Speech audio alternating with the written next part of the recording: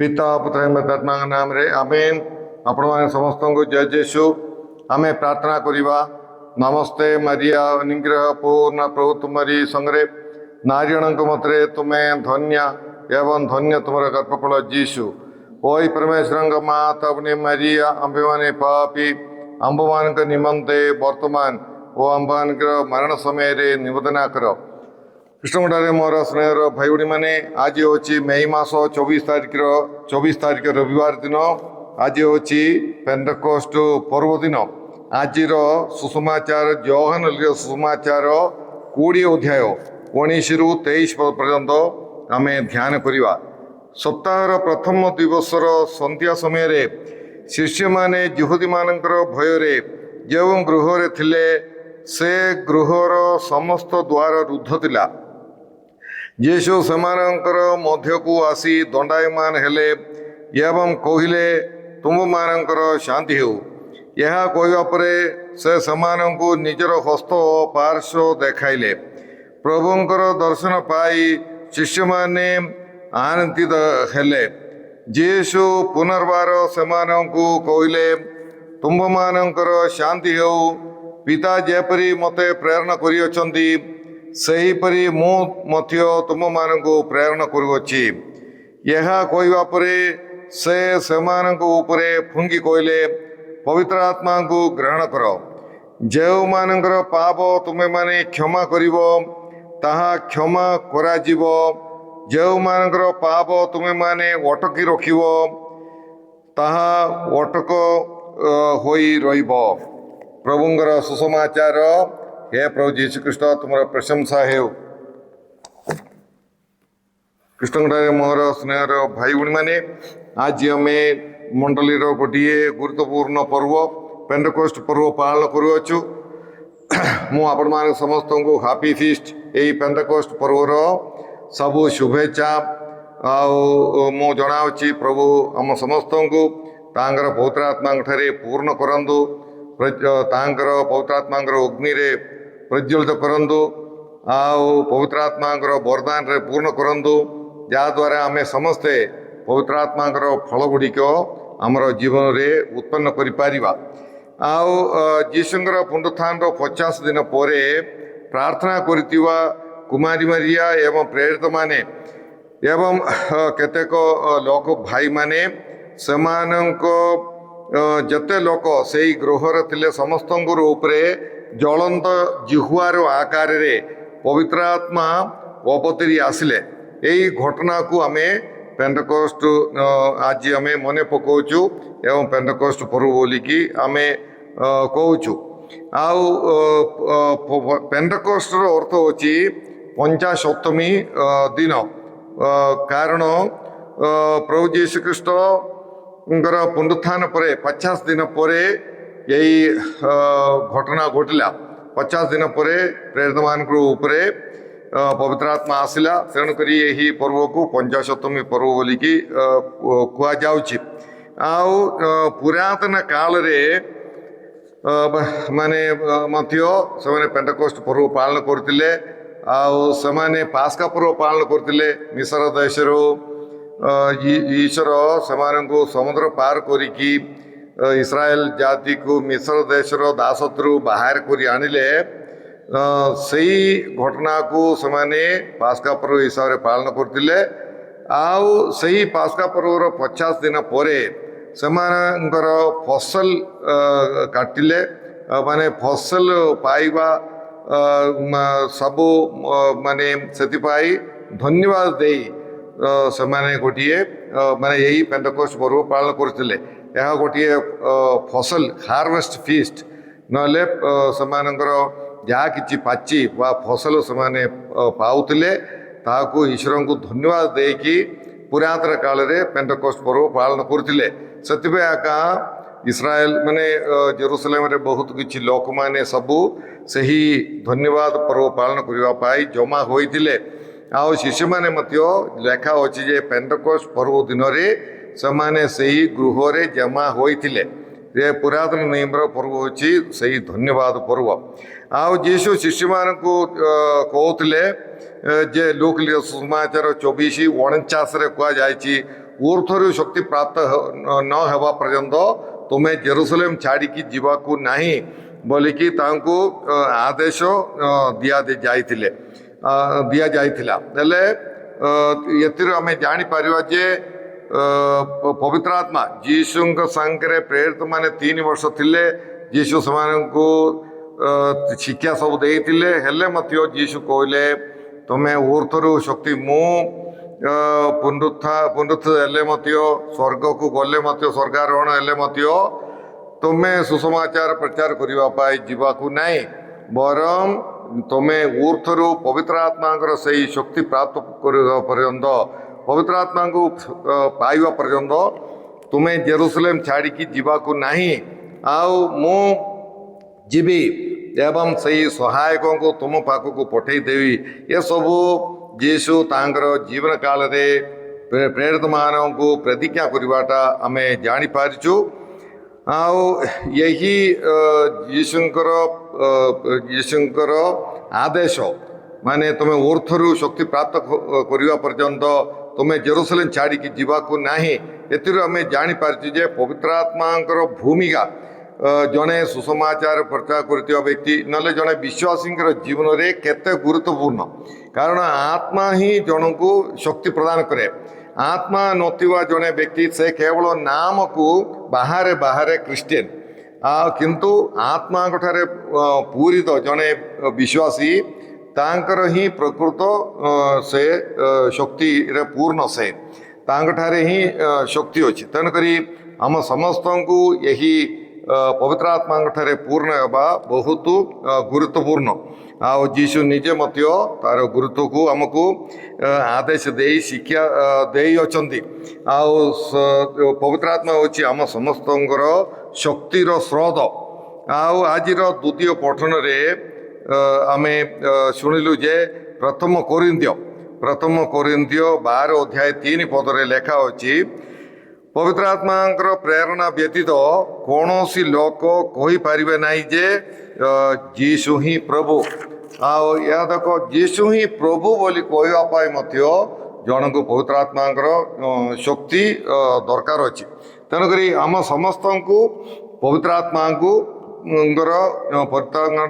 पवित्र आत्मा पूर्ण होबार दरकार अच्छी आम समस्ते पवित्र आत्मा पूर्ण होबार अच्छी जत्ते आम पवित्र आत्मा पूर्ण हो पार प्रार्थना द्वारा वाक्य द्वारा एवं संस्कार माध्यम जत्ते आम पवित्र आत्मा आम पूर्ण हो पार से शक्ति आम प्राप्त कर तेणु आम समस्त को उत्तम आध्यात्मिक जीवन यापन करने पवित्र आत्मा को दरकार अच्छी आज सुसमाचार रे आम देखिलु जे यहूदी मानकर भय प्रेरित माने जो गृह थिले जीशु सेठारे सेमानंकु देखा देले एवं सेमानकर ऊपर फुंगी कहले पवित्र आत्मा को ग्रहण करो आउ आमे देखिबा आदि ग्रंथ ए फुंगीबा बोलिकी बाइबल रे पुरातन एवं नूतन पूर्ण बाइबल रे 2 थर ही कुआ जायछि सर्वप्रथमे आमे देखिबा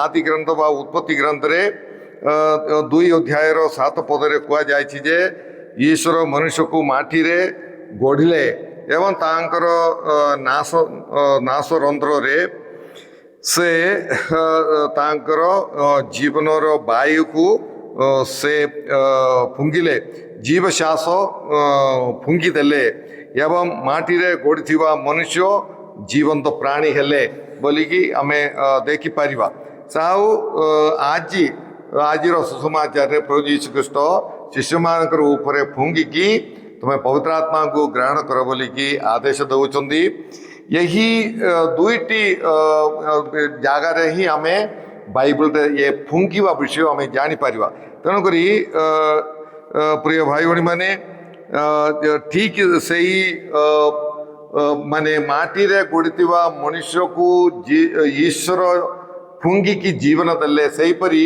पाप द्वारा मृतप्राय होइतिबा आत्मीय भाव रे मृत होइतिबा लोक मानंकु प्रभु जीशु ख्रीष्ट से फुंगिकी से आत्मीय भाव रे से जीवन दउछंदी पवित्र आत्मा को देकी से समानंकु जीवन देबाटा ଆଜିର ସୁସମାଚାରରେ ଆମେ ଦେଖିପାରିଛୁ। ନହେଲେ ଗୋଟେ ପୁନଃସୃଷ୍ଟି ସେ କରିଛନ୍ତି, ମାନେ ମନୁଷ୍ୟକୁ ସୃଷ୍ଟି କଲେ ଆଦି ଗ୍ରନ୍ଥରେ ଲେଖା ଅଛି। ଆଉ ସେହିପରି ପ୍ରଭୁ ଯୀଶୁ ଖ୍ରୀଷ୍ଟ ଆଜି ମନୁଷ୍ୟର ଉପରେ ଫୁଙ୍କିକି, ପ୍ରେରିତମାନଙ୍କ ଉପରେ ଫୁଙ୍କିକି ସେମାନଙ୍କୁ ଗୋଟିଏ ପୁନଃସୃଷ୍ଟି କରିଛନ୍ତି, ଗୋଟେ ନୂତନ ଜୀବନ ସେମାନଙ୍କୁ ଦେଉଛନ୍ତି। ଆତ୍ମୀୟ ଜୀବନ ସେମାନଙ୍କୁ, ଆତ୍ମୀୟ ଶକ୍ତି ଜୀବନ ସେମାନଙ୍କୁ ପ୍ରଦାନ କରିବାଟା ଆମେ ଆଜିର ସୁସମାଚାରରେ ଆମେ ଦେଖିପାରିଛୁ। ଯୋହନ ଲିଖିତ ସୁସମାଚାର 3 ଅଧ୍ୟାୟର 8 ପଦରେ ପବିତ୍ର ଆତ୍ମାଙ୍କୁ ପବନ ସାଙ୍ଗରେ ତୁଳନା କରାଯାଇଛି। ଆଉ ସେଇ ପବିତ୍ର ଆତ୍ମା ଅଛି ସେ ପବନ ସାଙ୍ଗରେ ତୁଳନା କରାଯାଇଛି। ପବନ ଆଉ ପବିତ୍ର ଆତ୍ମା, ପବନକୁ ଆମେ ଯେମିତି ଦେଖିପାରିବା ନାହିଁ ସେହିପରି ପବିତ୍ର ଆତ୍ମାକୁ ମଧ୍ୟ ଆମେ ଦେଖିପାରିବା ନାହିଁ। କିନ୍ତୁ ପବନ ଯେତେବେଳେ ବାଜିବ ଆମେ ଗଛ ହଲିବାଟା ଆମେ ଦେଖିପାରିଛୁ, ଜିନିଷ ଯାକ ଉଡ଼ି ଯାଉଛି। ଏସବୁ ଆମେ ଭୟଙ୍କର ଶକ୍ତି ପବନର ଆମେ ଅନୁଭବ କରିପାରିଛୁ। ସେହିପରି ପବିତ୍ର ଆତ୍ମାକୁ ଆମେ ଦେଖିପାରିବା ନାହିଁ, ହେଲେ ମଧ୍ୟ ପବିତ୍ର ଆତ୍ମାଙ୍କର ପ୍ରଭାବ ଆମେ ଅନୁଭବ କରିପାରିବା। ଆମେ ମାନେ ପବିତ୍ର ଆତ୍ମା ଯେଉଁମାନଙ୍କଠାରେ ଆସନ୍ତି ସେମାନଙ୍କଠାରେ ସେଇ ପବିତ୍ର ଆତ୍ମାର ଅବତରଣର ପ୍ରଭାବ ଆମ୍ଭେମାନେ ଦେଖିପାରିବା। ଆଉ ଶିଶୁମାନଙ୍କର କ'ଣ ହେଲା, ସେମାନେ ଭୟରେ ଥିଲେ। ପବିତ୍ର ଆତ୍ମା ଯେତେବେଳେ ଆସିଲା ସେମାନେ ଧୈର୍ଯ୍ୟରେ ପୂର୍ଣ୍ଣ ହେଲା, ସେଟା ତାର ପ୍ରଭାବ ଆମେ ଦେଖିପାରିଛୁ। କଠୋର ବ୍ୟକ୍ତି ଅନୁକମ୍ପାରେ ପୂର୍ଣ୍ଣ ହେଇଯାଉଛି, ସ୍ୱାର୍ଥପର ବ୍ୟକ୍ତି ନିଃସ୍ୱାର୍ଥପର ହେଇଯାଉଛି। ଆଉ ବିଦ୍ୱେଷ ଥିବା ଲୋକମାନେ କ୍ଷମା ଦେଇ ଦେଉଛନ୍ତି। ଭାଗ ଭାଗ ହୋଇଥିବା ପରିବାର ସମାଜ ସେମାନେ ଏକ ହୁଅନ୍ତି। ଏଟା ହେଉଛି ପବିତ୍ର ଆତ୍ମା ଯେତେବେଳେ ଜଣଙ୍କଠାରେ ଆସିବ, ଗୋଟେ ସମାଜରେ ପରିବାରରେ ଆସିବ, ସେତେବେଳକୁ ତାର ପ୍ରଭାବ ଆମେ ଦେଖିପାରିବା। ତେଣୁକରି ପବିତ୍ର ଆତ୍ମା ଜଣେ ବ୍ୟକ୍ତିକୁ ପରିବର୍ତ୍ତନ କରନ୍ତି। ଆଉ ସେଇ ପବିତ୍ର ଆତ୍ମାଙ୍କର ପ୍ରଭାବ ଜଣଙ୍କଠାରେ ଆସିଲେ, ପବିତ୍ର ଆତ୍ମା ଜଣଙ୍କଠାରେ ଆସିଲେ ତାର ପ୍ରଭାବ ଆମେ ଦେଖିପାରିବା।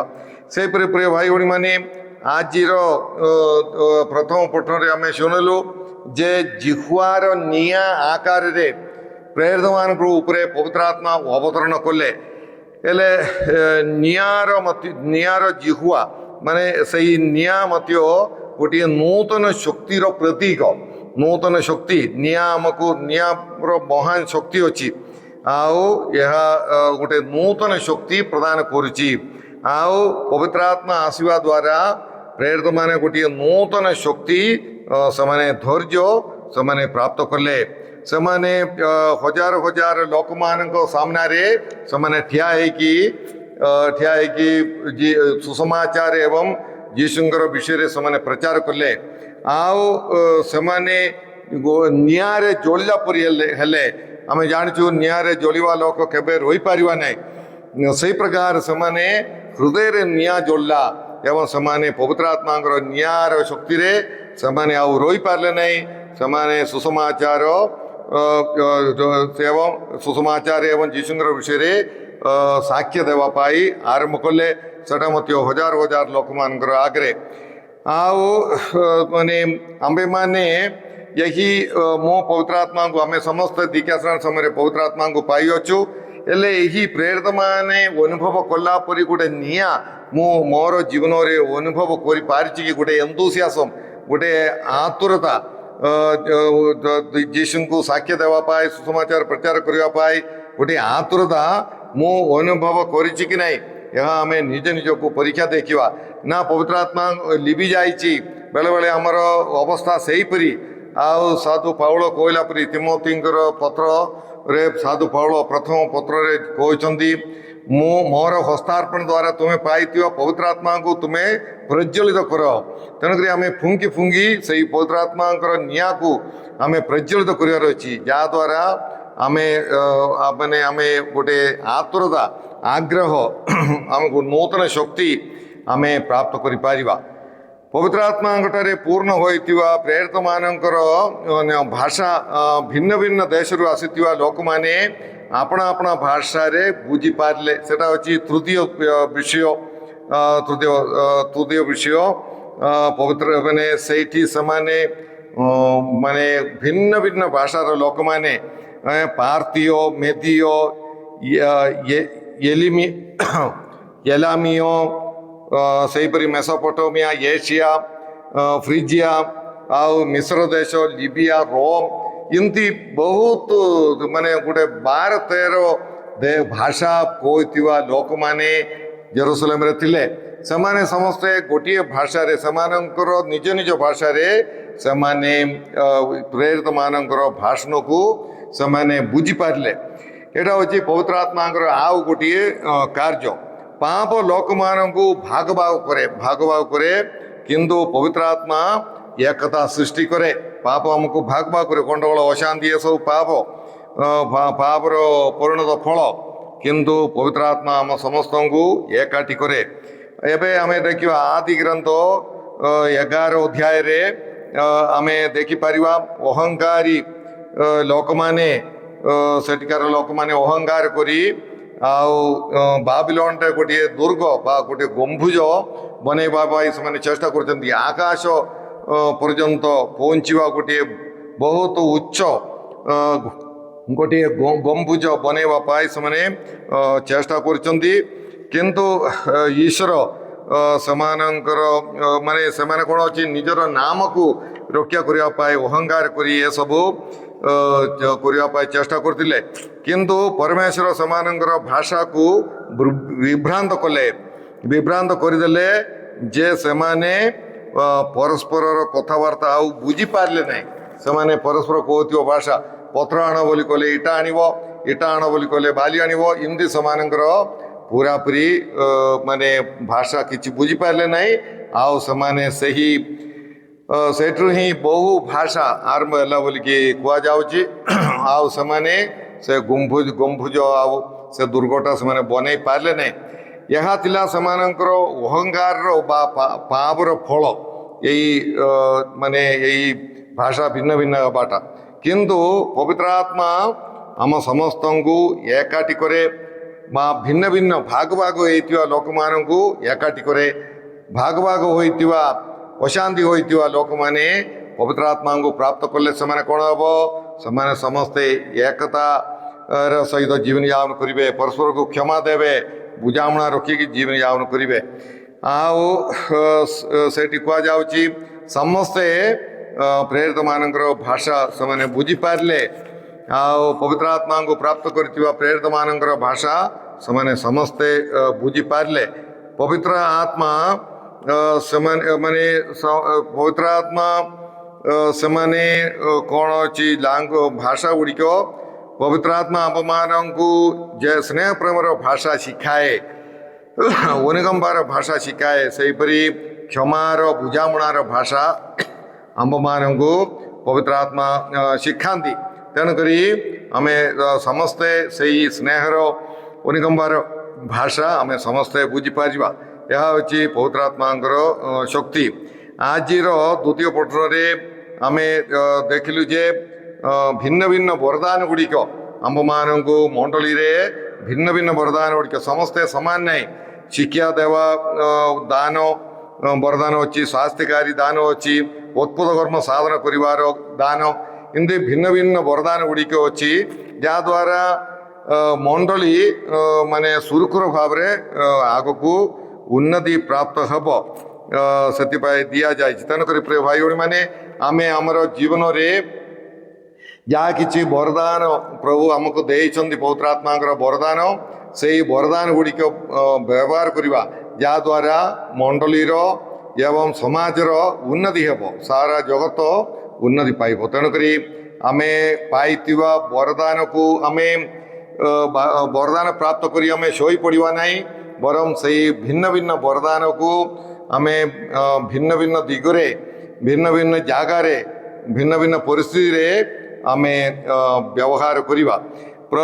ପ୍ରିୟ ଭାଇ ଭଉଣୀମାନେ, ପ୍ରଭୁ ପବିତ୍ର ଆତ୍ମା ପ୍ରେରିତମାନଙ୍କ ପାଖକୁ ଆସିଲେ, କିନ୍ତୁ ପ୍ରେରିତମାନଙ୍କର ପରିସ୍ଥିତିକୁ ସେ ପବିତ୍ର ଆତ୍ମା ବଦଳେଇ ନାହିଁ। ଯେ ଲୋକମାନେ ଥିଲେ ଆକା ଜେରୁସାଲେମରେ, କିନ୍ତୁ ସେ ପ୍ରେରିତମାନଙ୍କର ହୃଦୟକୁ ପବିତ୍ର ଆତ୍ମା ବଦଳେଇଲେ ଏବଂ ସେମାନେ ଧୈର୍ଯ୍ୟ ପାଇଲେ, ଶକ୍ତି ପାଇଲେ। ସେହିପରି ଆଜି ଏଇ ପେଣ୍ଟେକୋଷ୍ଟ ପର୍ବ ଦିନରେ पवित्र आत्मा आमर हृदय को पुनर्बार अवतरी आसी आमर हृदय को प्रज्वलित करी आमर हृदय को से बदलांतु जहाद्वारा आमे मध्य प्रेरित मानक परी धैर्यर सहित जीशुंकर सुसमाचार को प्रचार करिपारिबो, जीशु को साक्षी दे पारिबो एवं आमर परिवार को, समाज को, मंडली को एवं सारा जगत को बदलैबा पाई आम समस्त को प्रभु सक्षम करंतु। आमेन। आमे प्रार्थना करिबा। हे प्रभु परमेश्वर तुमर पवित्र आत्मा ना आमे तुमको धन्यवाद देवछु। हे प्रभु पवित्र आत्मा होची ई जगतर महान शक्ति, जो शक्ति आमर अंतर में बास कर शक्ति को अवगत होई से शक्ति आम मान को प्रदान कर वरदान को व्यवहार करी आमर जीवन रे, परिवार रे, समाज रे, सारा जगत रे परिवर्तन आने आम मान को साहाय्य कर। या प्रभु लिभि जाई पवित्र आत्मा निया को तुम्हें आउ थे जलाओ प्रभु, जहाद्वारा आम गोटे पुनः सृष्टि होई आमे नूतन जीवन प्राप्त होई आमे नूतन शक्तिर सहित मंडली रे आमर समाज रे उत्तम कार्य गुड़िक करिपारिबो। ए प्रभु प्रोग्राम देखुवा समस्त तुम प्रजुर भाव आशीर्वाद प्रदान कर। यह सब प्रार्थना आम करूँ यीशु कृष्ण मध्य सारे आमेन। सर्वशक्तिमान परमेश्वर पिता और पुत्र एवं पवित्र आत्मा आपण समस्त आशीर्वाद प्रदान करंतु। आमेन। आपण समस्त को जय यीशु।